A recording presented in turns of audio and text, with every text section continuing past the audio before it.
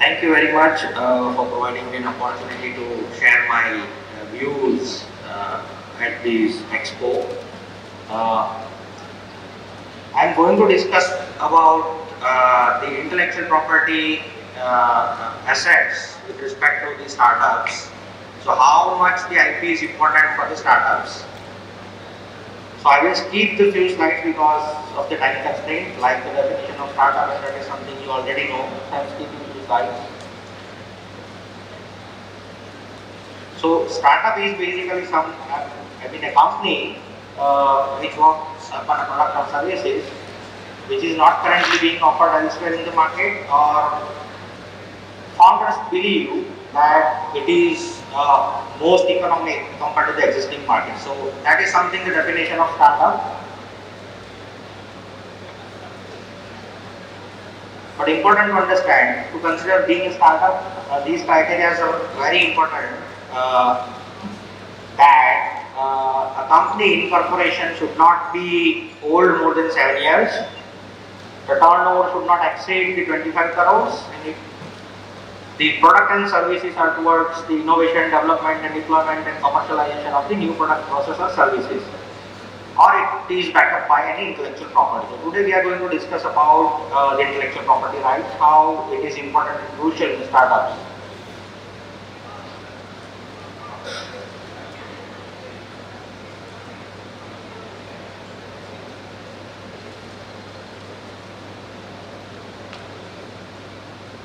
These are the few startups of a global scale where it has been ranked top 10 global startups. These are the top 10 US startups, German startups, Chinese startups.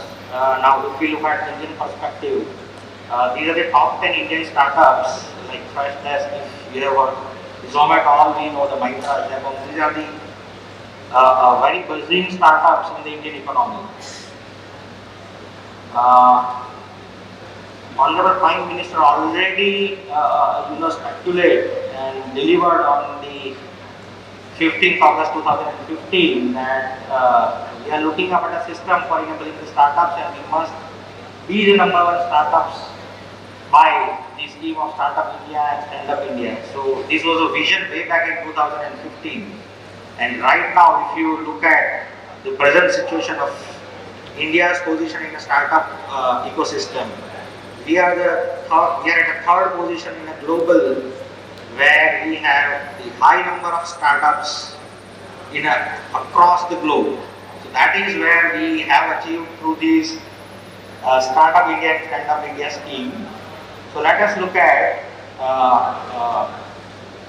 these are the various incentives given by the Startup India. So I am not going into the details. I will quickly move to the IP part.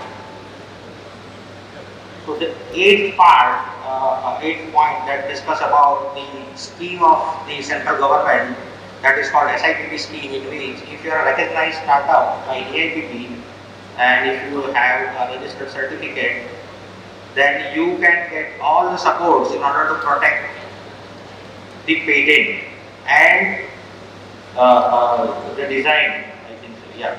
So you will get all supports, financial supports, including the government fees, the facilitation, everything, consultation fee, you will get from the government.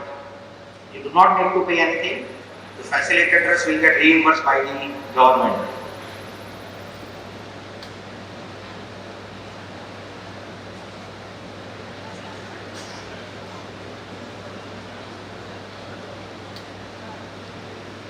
I am skipping this part because this is something about how to register a startup. So if you go to the Startup India website, it's very easy to register your firm as a startup. So we are going to focus on the IP part, that is intellectual property.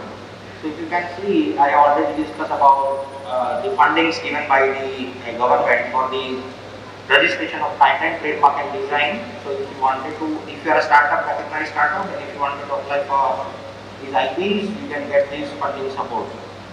There are additional supports given by the various institutions like SIDBI.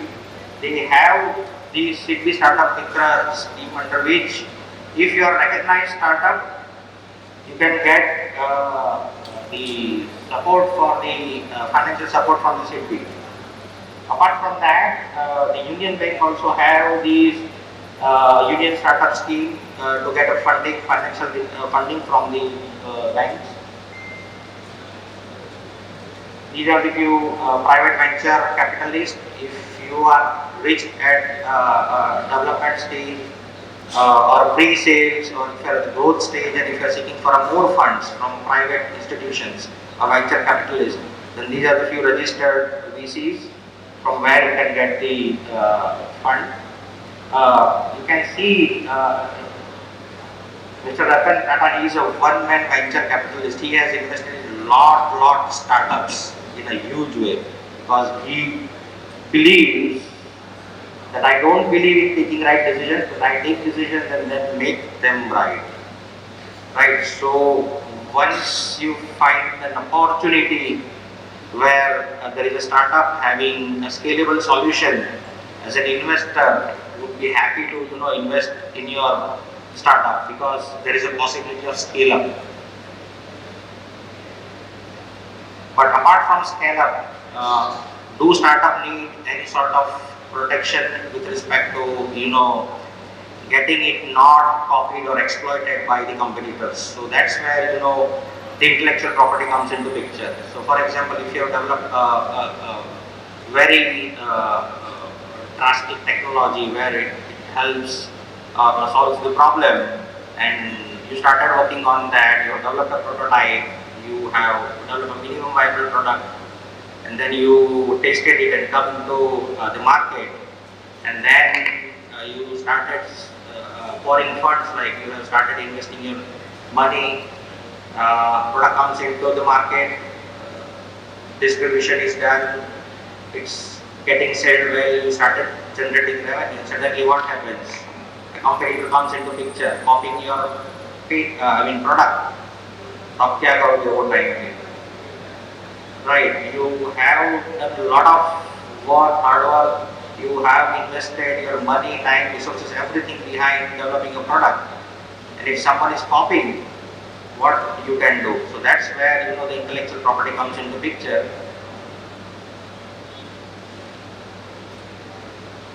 So how the startups are basically linked with the IPR. So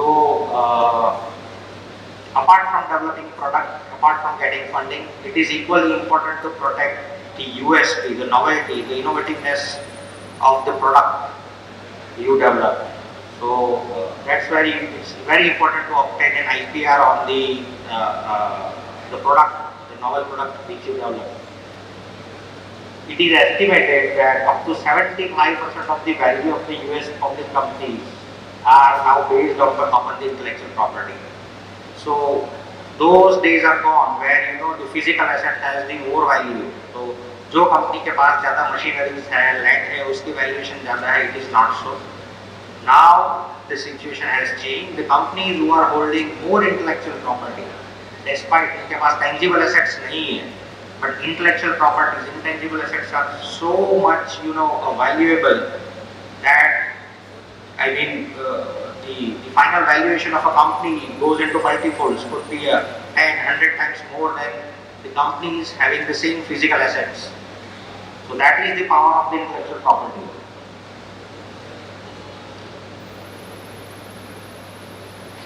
Sometimes what happens, the tech innovation is so strong that without that the company cannot survive. So 100% of the small startup companies' value is based on the intellectual property, because as a startup, as a small company, what happens? You are at a developing stage, you are at a prototyping stage. So there are a lot of risks involved with getting copied your invention. So if you don't have the IP, the investor would resist or hesitate to invest into your idea, because if there is a chance of getting copied by the competitors easily, then there is an issue of scalability, right? Issue of hard competition. But if as a startup you have a very strong patent, very strong design, very strong copyrights, very strong trade secrets, then definitely investor would be happy to invest in such startups.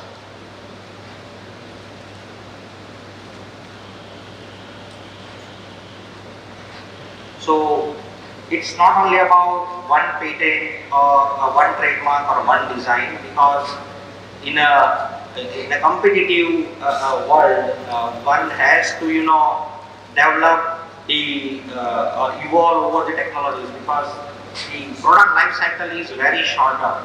For example, if your product falls into a tech domain or a semiconductor domain, we know very well these domains are changing very rapidly. For example, if you look at the consumer electronics market, it's rapid changing. You can see within 1 year you can have a lot of new products available in the market. So the technology life cycle of those technologies are very small, but at the same time you have to develop technology very rapidly in order to stay into the competitive market and having a competitive edge.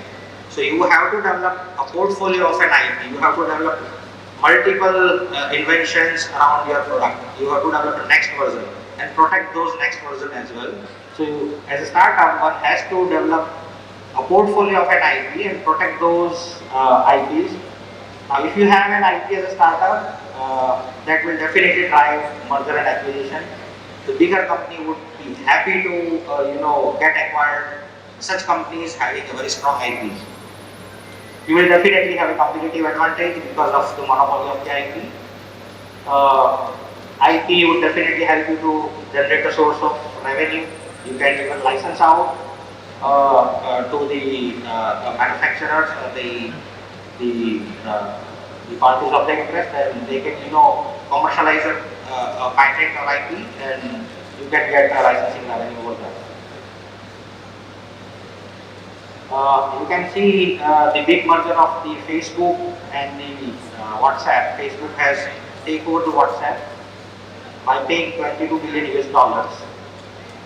And the strongest part is the WhatsApp was having 15 unique patents on which they have built their strong tech platform. This is another example of Walmart and Flipkart. The Walmart has taken over Flipkart by $60 billion USD, and Flipkart having a very strong patent on encrypted packaging for shipment, because both of them are into the delivery model, and if Flipkart has this competitive advantage, definitely the Walmart can leverage this advantage, and this is how the valuation of the IP is.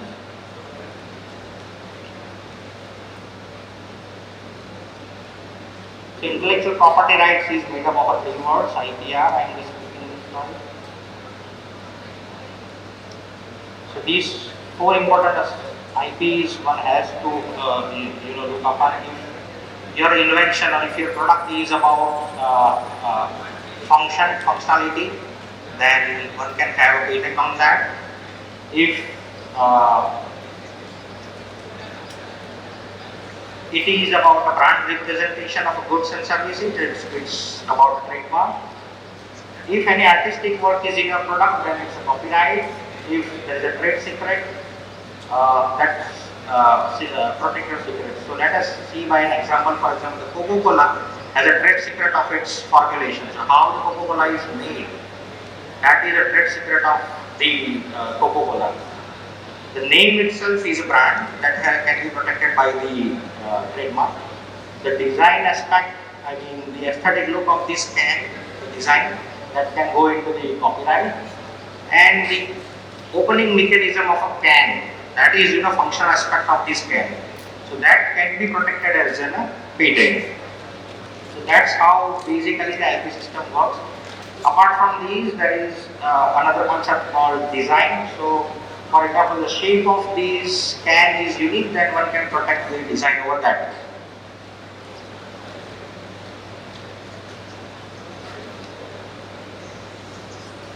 So this is a small example where one can have all sort of IPs in a single product. For example, the shoe having a novel feature of anti-speeding, for example. It has a brand name called Real Flex. It has certain confidential information which I do not want my competitors to know, so I keep it confidential to limit it to me and my employees only. And there is external appearance of the shoes, and then packaging and leaflet. So the novel inventive features can be protected as a patent, brand name, trademark, confidential information as a trade secret, external appearance and design. And the packaging would go into the copyright. That's how one can even protect the all form of IP into a single product. It's not necessary that one IP means one product. One product might have multiple IPs. That is very important aspect to understand.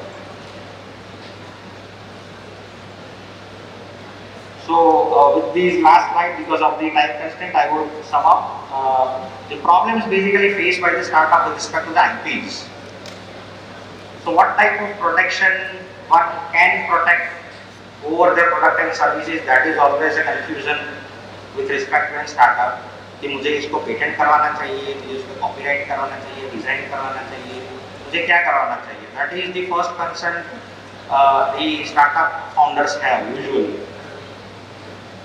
What is the IP strategy of the company? Because as a startup, you more focus on the product development, service quality, the marketing, branding, distribution.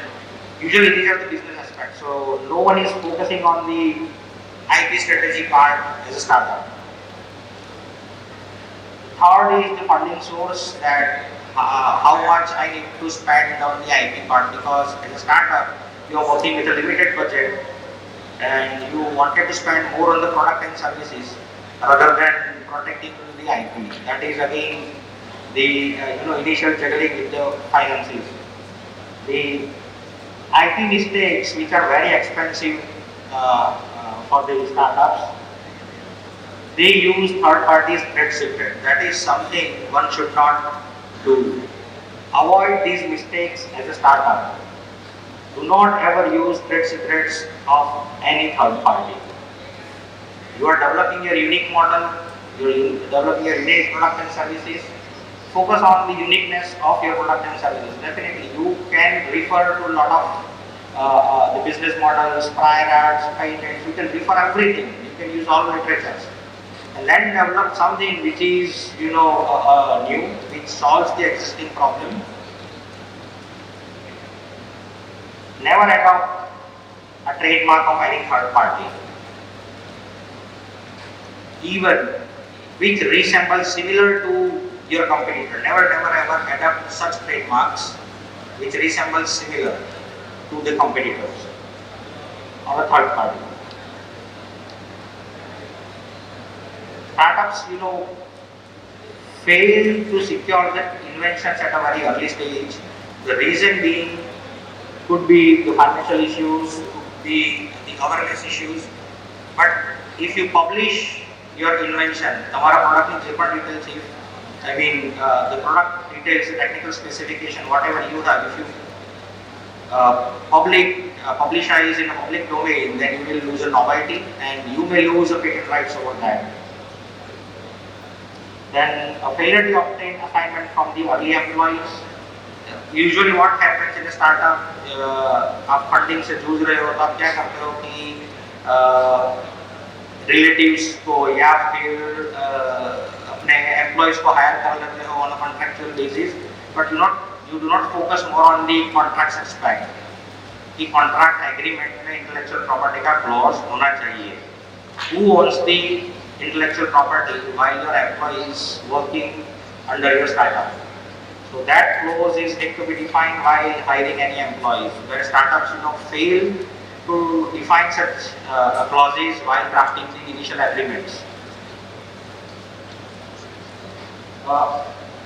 Out licensing is again a critical aspect. While deciding licensing, it is very important to understand the licensing agreement clauses, where a lot of startups fail कि उसको licensing कैसे करना चाहिए. So these are the critical aspects. One, as a startup, you should focus more upon. And if your startup has any form of IPs, definitely you should protect your IPs and leverage as a USP, as a monopoly for the competitive edge of your company.